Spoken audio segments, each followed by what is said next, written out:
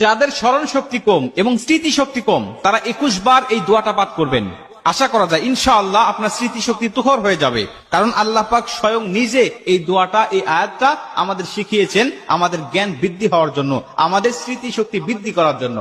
এর জন্য আমি বিশ্বাস নিয়ে বলছি, শতভাগ বিশ্বাস নিয়ে বলতে পারি যে এই আমলটা করলে অবশ্যই আপনি একটা কাঙ্ক্ষিত রেজাল্ট পাবেন। অবশ্যই অনেকের ছেলে সন্তান যাদের মেধাটা ভালো নয়, কিন্তু মা বাবার ইচ্ছা যে আমার সন্তান ভালো মেধার অধিকারী হবে, তাকে কোরআনে হাফেজ বানাবো, তাকে বিভিন্ন আমি কিছু শিক্ষা দেব, সে তুখর ব্রেনের অধিকারী হবে, কিন্তু পারে না, সন্তান মুখস্থ করতে পারে না, কারণ স্মৃতিশক্তি খুবই কম।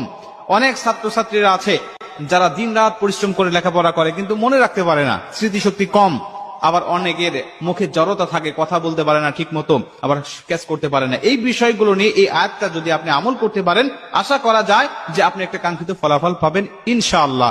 প্রিয় ভাইরা আমার, লক্ষ্য করেন বর্তমান গবেষকরা বলছে যে মানুষের মেধা শক্তি, স্মৃতিশক্তি আগের মানুষের তুলনায় বর্তমান প্রজন্মের অনেক অংশে লোপ পেয়েছে, তাদের স্মৃতিশক্তি অনেকটা দুর্বল। এই দুর্বল হওয়ার পিছনে তারা কয়েকটি কারণ উল্লেখ করেছে। এক নম্বর কারণ উল্লেখ করেছে গভীর রাত পর্যন্ত জাগা। যারা গভীর রাত পর্যন্ত জাগে তাদের স্মৃতিশক্তি আস্তে আস্তে দুর্বল হয়ে যায়। এই স্মৃতিশক্তি, ব্রেনটা পরিশ্রম, এটা পর্যাপ্ত পরিমাণ রেস্ট না পাওয়ার কারণে এটা আস্তে আস্তে দুর্বল হয়ে যায়। দ্বিতীয় নম্বর কারণ তারা বলেছে যে বর্তমান সোশ্যাল মিডিয়ার ব্যাপক ব্যবহার, সোশ্যাল মিডিয়ার ব্যাপক ব্যবহারের কারণে স্মৃতিশক্তি দিন দিন মানুষের লোপ পাচ্ছে। তিন নম্বরে তারা বলেন যে বর্তমান ইন্টারনেটের নেটওয়ার্ক সিস্টেম এর কারণে মানুষের স্মৃতিশক্তি অনেক অংশে কমে যাচ্ছে। বিশেষ করে আমরা যখন ঘুমাই, মাথার কাছে মোবাইলটা রেখে ঘুমাই, বিজ্ঞানরা বলছে, গবেষকরা বলছে এর কারণে মানুষের স্মৃতিশক্তি আস্তে আস্তে লোপ পায়।